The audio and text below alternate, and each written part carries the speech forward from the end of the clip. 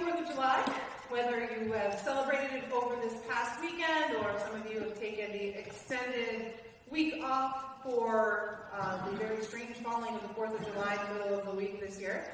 I hope you all had a wonderful and memorable holiday. I know we had a great time with my kids up the lake. I have a 15-month-old, a 4-year-old, and an almost 6-year-old, and they have been just loving it. They get to jump off the dock. They're starting to learn how to swim. They're just having an amazing time. They almost don't want to go home later today. So it was a wonderful weekend. And as I was preparing this morning for the sermon, I was doing a little bit of research around the 4th of July holiday.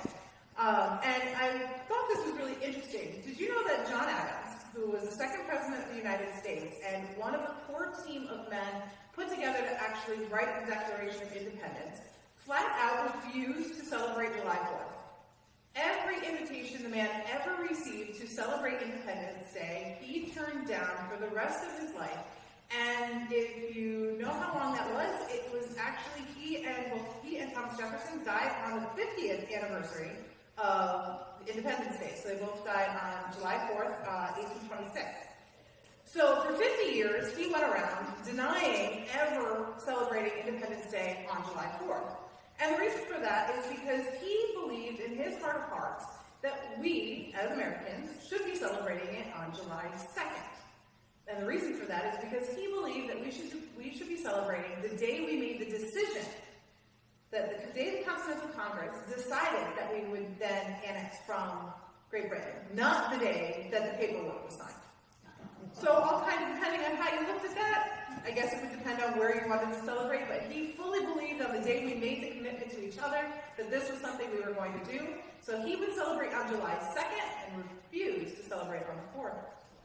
But what's really interesting too about the story is when we first broke out in war in 1775, most of the colonists at that time, while they were still fighting with the British, believed that we could actually come to a reconciliation.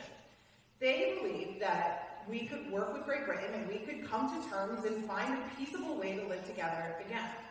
There was just a very small handful of people who truly believed that we needed to have our own independence, that we needed to strike out and break away from Great Britain in order to truly be able to be the country we were meant to be.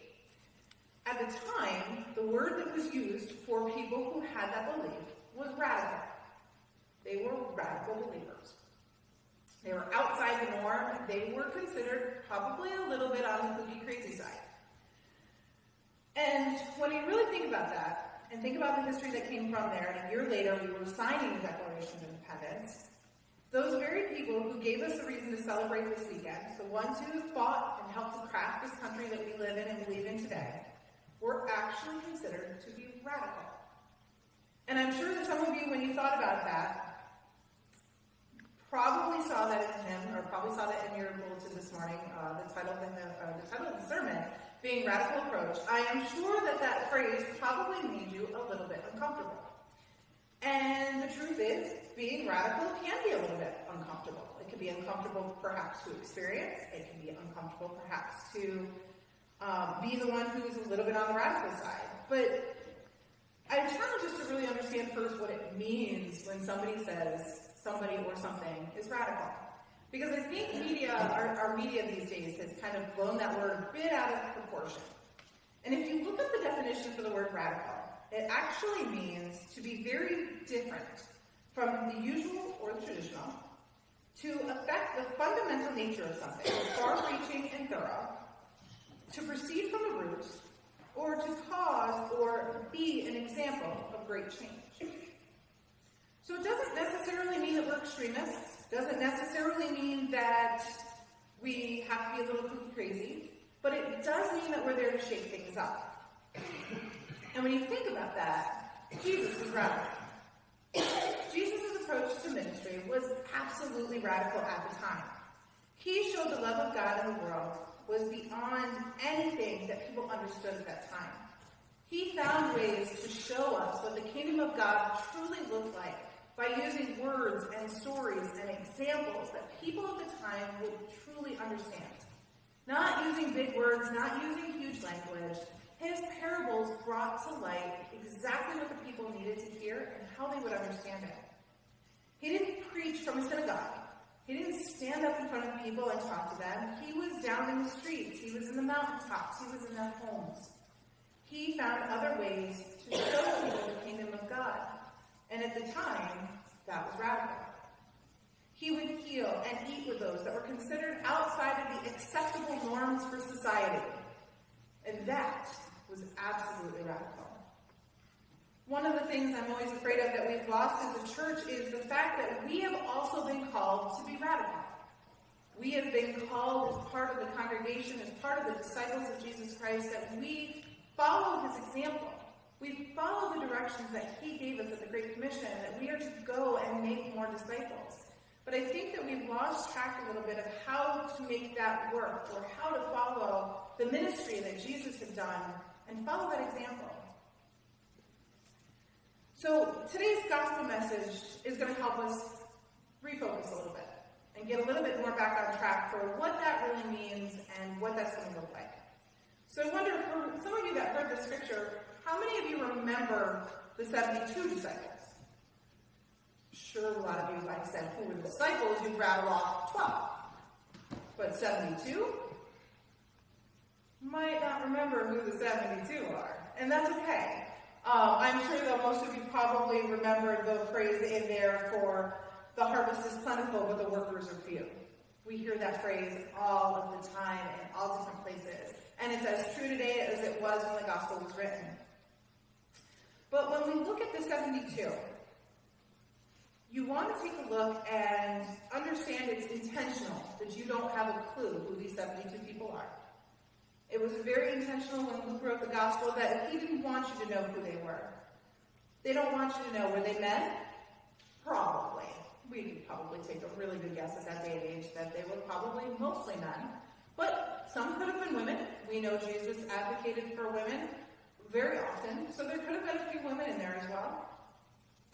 We don't know how old or how young they may have been. We don't know what their occupations were. And that's okay, because the truth was none of that's important to this story. What's important, and what Luke wanted you to get out of this story, was that he wanted you to see yourself as one of the 72.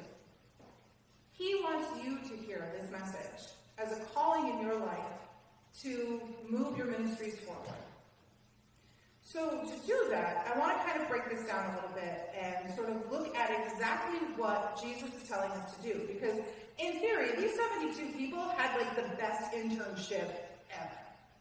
They were chosen by Jesus. And we're told that he chose these 72, which by default means there had to be more than 72 if he picked them.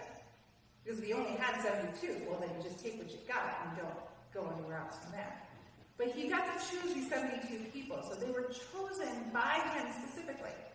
Not only that, they were trained by him. So he went through and he trained each one of them to prepare for this specific ministry and mission. Their mission was, as we heard, the harvest is plentiful, but the workers are few. Their job was to go ahead of Jesus into the towns and villages that led the way to Jerusalem. At this particular point in Scripture, Jesus had made the decision that he now needed to travel to Jerusalem. But he was going to send the 72 out ahead of him to prepare the way. So their job was to go and prepare the way, and Jesus gave very specific instructions to them on how to do that. So we're going to break this down just a little bit, and we're going to go through the Scriptures and talk about what exactly he told them to do and what to expect. So the first thing he breaks down is really, really simple. The very first instruction says, go. Get on your feet and go. He sent them out 2 by 2, and that was with good reason. 2 by 2 so you had company, 2 by 2 so that you could split your gifts, 2 by 2 so that a healer could heal while the other prayed. It was very intentional that they went together 2 by 2 so that they were together and they had the support of one another. The second thing that Jesus tells them is to be wary. We are sending you, he knew, he was sending them out as lambs among the wolves. He was warning them not to expect this to be easy, that they would not be welcomed everywhere, that their messages and their hospitality would not be something that a lot of people would want. And he wanted them to be prepared for that. Live by faith. I still think this is one of the hardest parts of this. The lamb among the wolves, that's scary, but live by faith is hard. Because if you heard within the scripture, he told them not to bring anything. Don't bring your sandals, don't bring your purse, don't bring anything that will burden you. Live by faith, because if you are going in my mission, in Jesus' mission, everything will be provided to you. Everything. Your food, your shelter, your feet will be protected, the clothing for your back, everything you need. I can tell you right now, as a mother of 3 young children, if I did not walk out the door with a plethora of supplies, I know what this trip would have looked like. It would have been horrible. But, in theory, had I had faith in God, he would have provided, and he would have given me everything that we would have needed, despite my inability to have full faith. He is asking us to do that as we go out and mission for him, that we give everything and take nothing with us. Be focused was his next directive. Don't get sidetracked. So he tells them, don't stop and have conversations along the way. Know where you are going and get there. How many times does that ever happen to you? You're on the way to the kitchen, you completely forget why you went there. All the time, right? We get distracted, or we started heading in that direction, and this thing needs to happen too. So we go over here, and we do this little thing over here, and then maybe, eventually, we'll get to what we needed to do. So Jesus tells us to be very focused in our missions. To extend your blessing always. So when you take a look and they were to travel to these houses, the first thing they were told to say is, peace be with this house. Extend your blessing first and foremost everywhere you go. Let them know that you come in peace. If I thought living by faith was tough, I think this one's tough too. Be content. These 72 disciples were told they needed to be content, so don't jump from house to house. So if the house you happen to walk into and you are blessing and they welcome you has a terrible cook, you can't go bouncing over to the next house to see if they have a better one. If they are making you sleep on the floor, they have no comfy accommodations, you can't go stay at the local inn. You have to stay where you were. Be hospitable. Be content with what has been provided to you. And I think that's another one of the hardest things that we have in the society today to have to face is to be content with what we've been given. Receive your due. I think this one's always important too. The laborer is worth their wages, he says. And a lot of times we don't think of it this way because we think about the harvest and the laborers being few. So we think about those laborers as folks that work hard. They're working in the fields. They work with their hands. They're teachers. They're officers. They're all kinds of things. But in this case, Jesus was reminding them that by doing the Lord's work, by spreading his word, it is work as well, and deserve to be compensated with food and hospitality and shelter. And he's telling them, make sure you take the time to take that. Be flexible. Ooh, this one's fun too. Be flexible. So when we think about the time frame when this was actually written, these 72 disciples would have been Jews. They more than likely were still following very strict dietary paths of what they could and could not eat. And Jesus is telling them, relax, be flexible. It's more about hospitality than it is about following the rules. So whatever your host offers you, don't be picky. Eat what food they provide you, sleep where they offer for you, wear the clothing that they give you. Don't be picky. Heal the sick. This is one I always feel, in the literal sense, is a gift from God in and of itself, and only certain individuals certainly have the ability to do that, but we all have an ability to heal the sick. It's just a matter of what type of sickness we're talking about. Some are probably given the great healer abilities of Jesus and being able to heal all the great illnesses, but some of them probably were more apt to heal a broken heart, to be a good listener, to be a good conversationalist. Those things are healing other forms of sickness as well. And we need to remember that while we may not have a physician's hands, we have the ability to heal one another through kindness, through thoughtfulness, through listening. And we have that ability to go out in the world and do that as well. And then finally in the mission, he tells them, make sure you proclaim the kingdom. They were told that wherever they went to let people know the kingdom of God has come near to you. To remind folks that even though they may not be Jesus, that they speak for him and that they have brought the kingdom of God to them. And we need to remember to do the same things. Jesus also gave some other instructions as well. They weren't all rosy and cheery. He does give instructions on what to do if they are rejected. So Jesus fully intended and knew that they would not be welcomed everywhere they went. And they needed that opportunity to know how to handle that. But what's interesting is Jesus doesn't tell them to fight. He doesn't tell them to argue. He doesn't tell them to stand their ground and make their point or bully their way into people's homes. He simply tells them to leave. Wipe the sand from your shoes and let them know, even though they've rejected you, that the kingdom of God has still come near to them. Whether or not they believed, whether or not they wanted it, they needed to know that the kingdom of God was still with them. Jesus then reminds them, when they have come back and they are excited, that he gave them their power. That the power that we all have to do this type of ministry work was given to us, and that we hold the same power of Jesus. He says, if they listen to you, then they listen to me. If they did not listen to you, they did not listen to me. But worse, they did not listen to the one who sent me.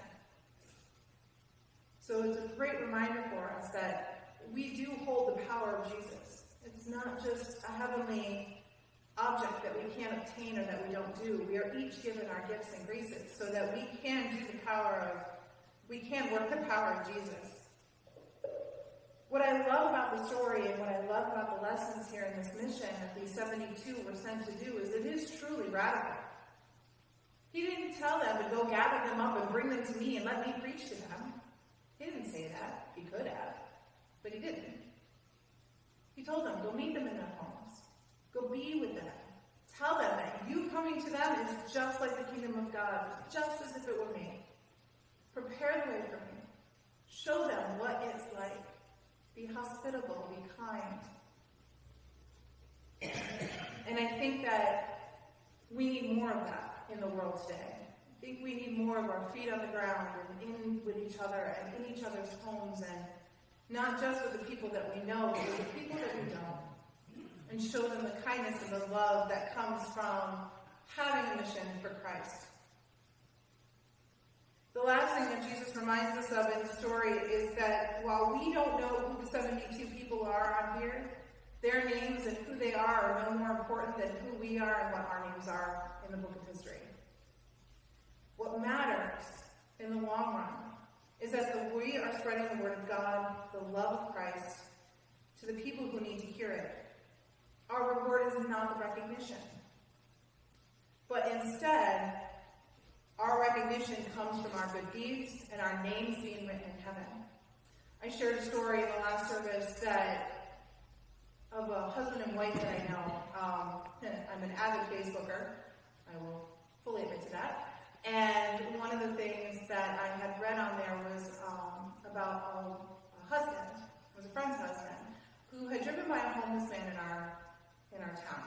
And where we're from, a lot of times the homeless or those that are beggars will be in the same spots most of the time, the same place. We get to know who they are and where they're at.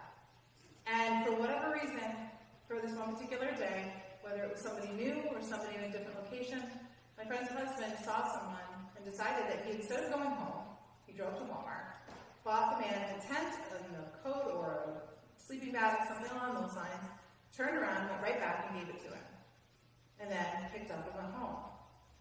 And when he was home, he told his wife, he says, I think that's the first kindness that this person has seen in years.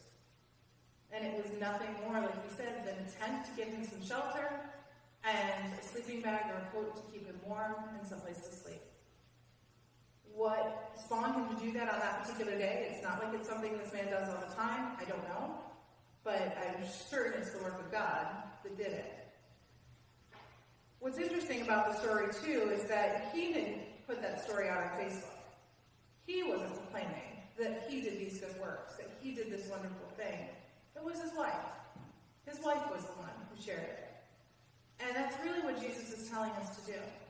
It's not about us taking responsibility or laying claim to the good works that we do, but that others will see the work that we do and proclaim it for us, so that we can see the work that others are doing for God. So like the instructions have said, I'd like for you to think about those just a little bit more. And think about the 72 and the mission that they were sent on. Take heart and encouragement that they were more successful than I think they even thought they would. So take heart that if you take a look at the mission and take it to your own ministries, that you will be far more successful than you think you can be. So look at those, and I challenge you to think about what ways you can be in a radical ministry. Amen.